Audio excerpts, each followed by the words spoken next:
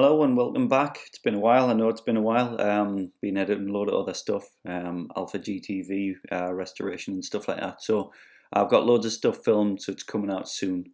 So this is a recent mock test. What have we got in this one? There is a major fault, I think, in there somewhere. There's a little bit of meeting and clearance problems later on, so I'll list all them up later on. And off the top of my head, I spent a little bit of extra time going into detail on the parallel park, the reverse park. I'll probably just pull that out and do an external video, like an additional video on that one. But for now, here's the mock test.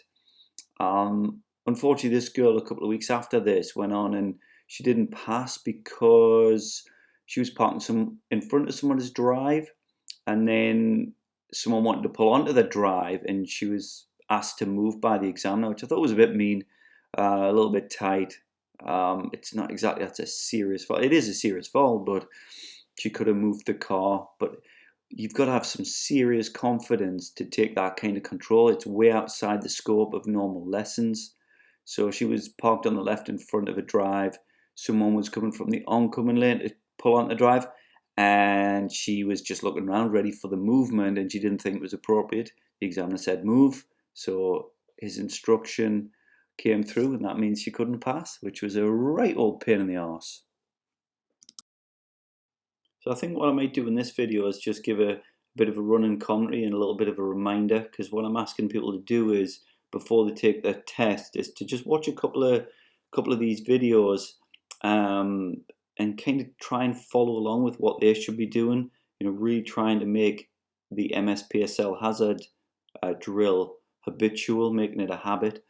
So I think the best thing to do for you candidates looking at this, you'll be coming close to your test, no doubt, is just a little commentary drive here on what you should be doing, what you should be thinking about. All right. When it gets a bit more exciting, I think what I'll wait and do is get further along into the video where it's more test route area.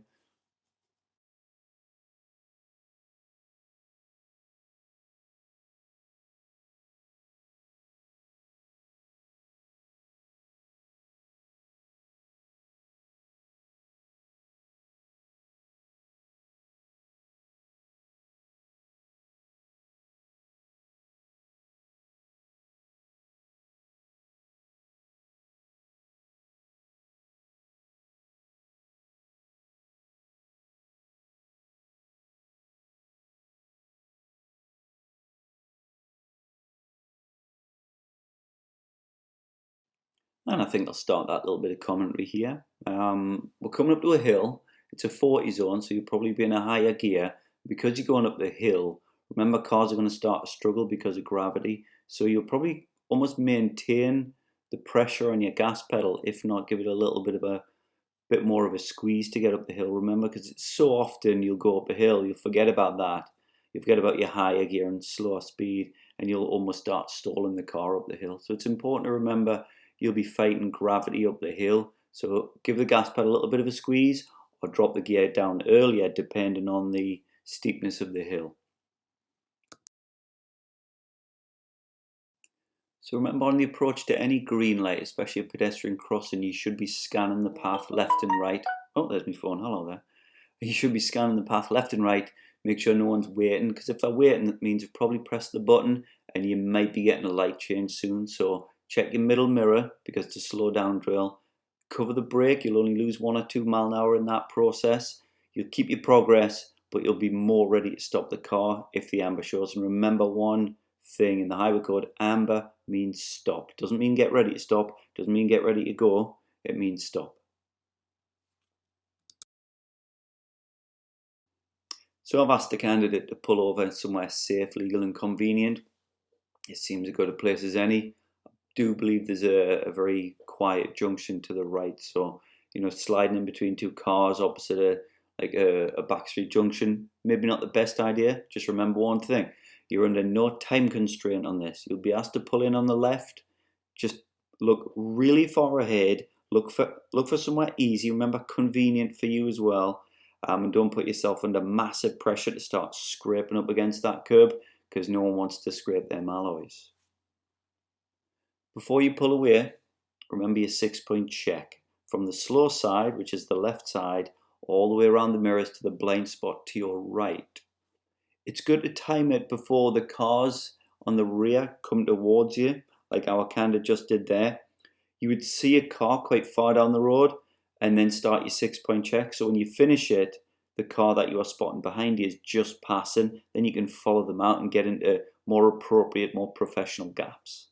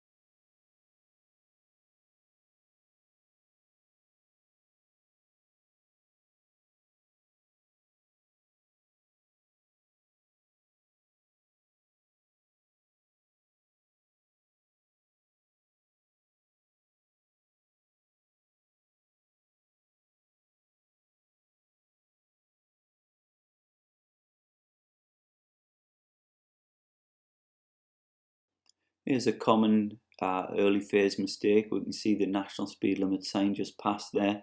Remember, you put your speed on, well, you check your mirrors first. Middle mirror, sorry, and right mirror. Check no one's overtaken. Then you speed up to your national speed limit if safe and appropriate, like it would be here. I think we're turning right on this one, mind. But yeah, just remember, when you see it in front of you, don't start hitting the gas pedal and start speeding up, because you will be speeding. You'll be doing potentially up to 35, 38 mile an hour in the 30 zone before you've hit that line. Police do like to wait just beyond that line to get you, but the examiner's not going to have that, okay? So make sure you don't put your gas on until you pass the signs. Similarly, when you're slowing down, if there's a 30 or whatever in front of you, make sure all that speed has been scrubbed off before you cross the line. It's much more tricky though when you're on a dual carriageway and you're coming down to say a 40 or a 50 in preparation for a big roundabout. You've got to follow the road signs. You know, everyone else will probably be shooting past you, but they don't care. They probably check for the police and they don't care. So don't copy anybody. Just follow the rules, get your speed off for the 40s or the 50s, or put your speed on after the signs and not before.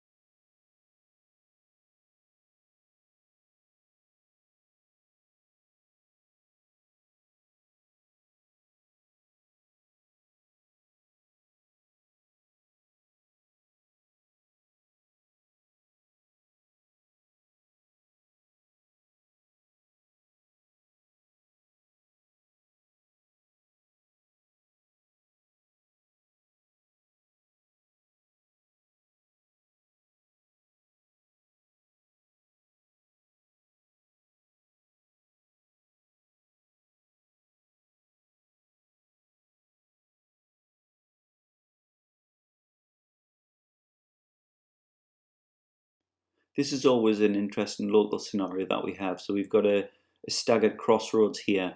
And if we're turning right, remember we've got no priority over anyone to turn right. But because it's staggered, you could potentially get on that main road before other people. So if you look right, we've got a black car turning across the carriageway. So if we got out first, they would then have to wait for us. You can see there's a little movement there, but that's the candidate not looking left until the last second. She caught it, I didn't, so that wouldn't have been a major fault on her test. She's not over the line. I know you can't see that in the video, but we're not over the line. So here, there would have been potentially nothing coming from the left. We can get away, and if anyone, like that red car's crossing our path, you could potentially get on that main road, then they would have to then yield to you or give way to you and not cross your path.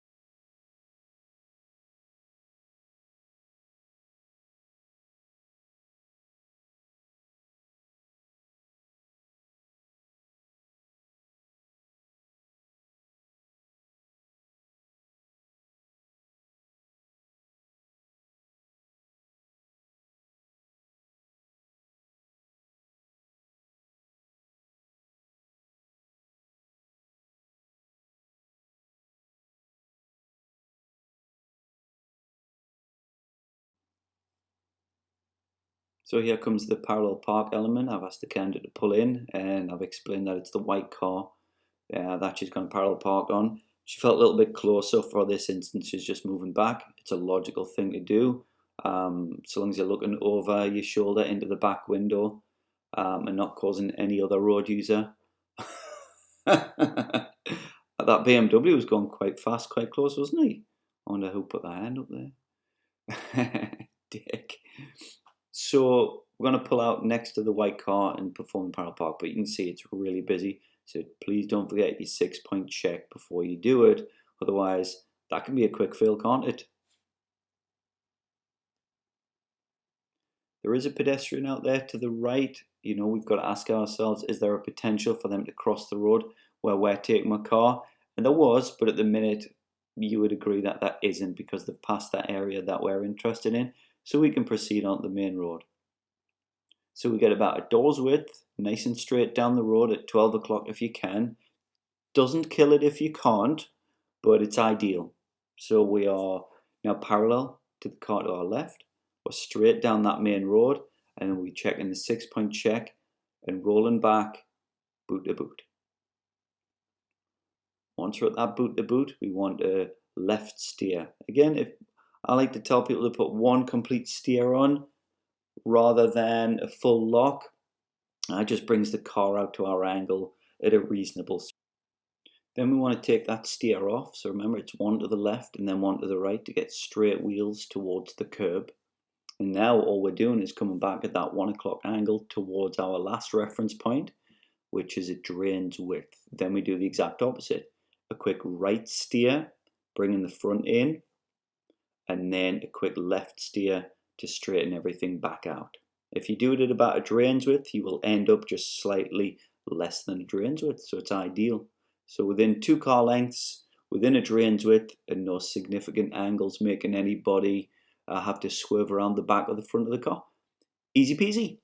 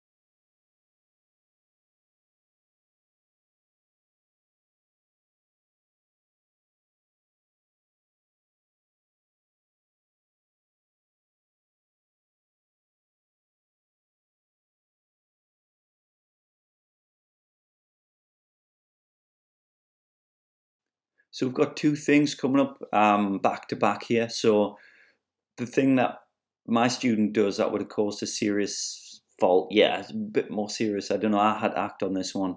We come around the corner, there's a give way, not all of a sudden, but it's a fast road, there's a give way. She does get to the brakes, but she's left it in fifth gear clutch up, so the car's just about to stall. So I quickly throw it into second gear and give her the car back, which stops us coming to a stop or stalling on a 60-mile-an-hour road. Is pretty dangerous. So just lack of car control here. It's this part here. Now that learner's just gone on in front of us to go on the slip road. So we're following. Obviously, plan one is to get our speed up. And you can see the learner stopping here. So there's a van next to them. They move over, and there's still plenty of slip road left for them. If you watch here, going along beside it, there's still plenty of slip road for them to jump onto that dual carriageway. So I think they could have avoided stopping. They're just getting onto the carriageway there. So it was, I don't know, it was a pretty sensitive move from them to put the stop in rather than check the mirrors or maybe blind spot one more time and dive on the dual carriageway. Who knows? I wasn't there. I do know they were on test though, because I saw the examiner in there. So I don't know what they would have made of that. It seemed to be safe, but putting that stop in there, they still had a good maybe 100 meters of slip road left that they could have used. Don't know, wasn't there.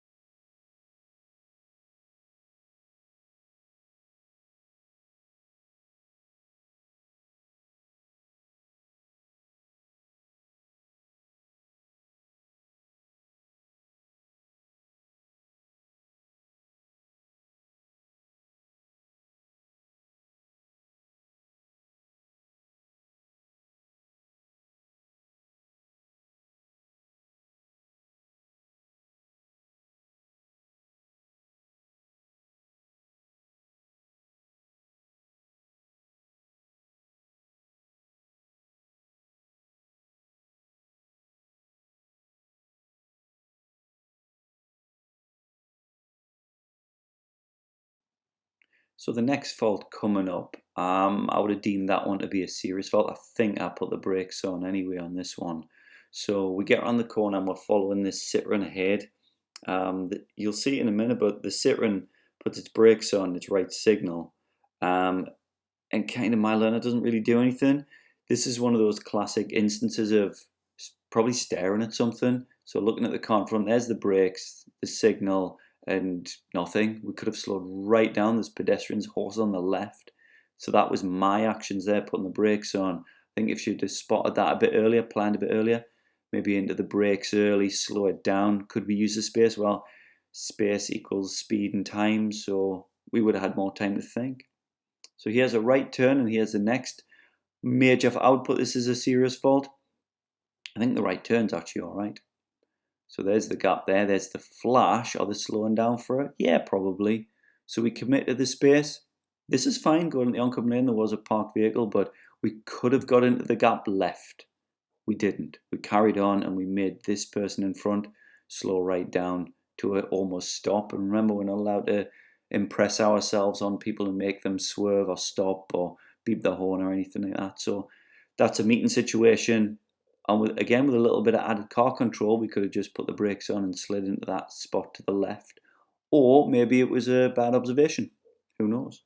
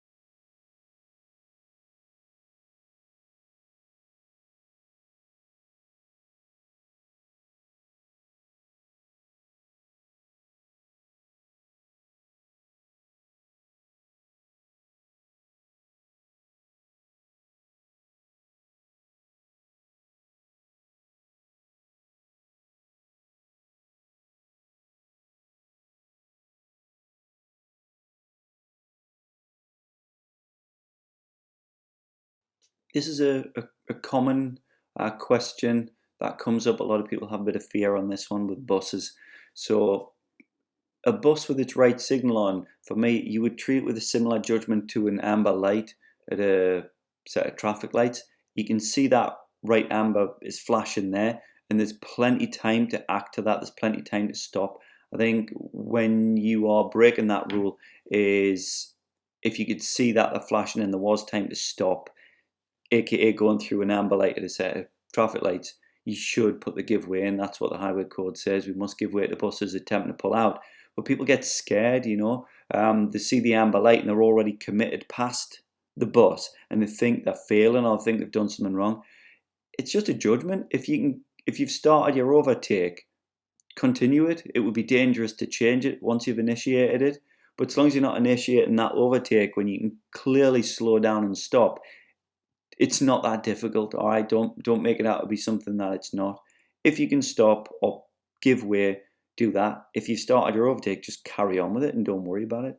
I had someone the other day on test that said they saw in the mirror that the bus had put the signal on, so they thought they'd failed for that, but they'd actually completed the overtake and come back in, and they'd seen the indicator.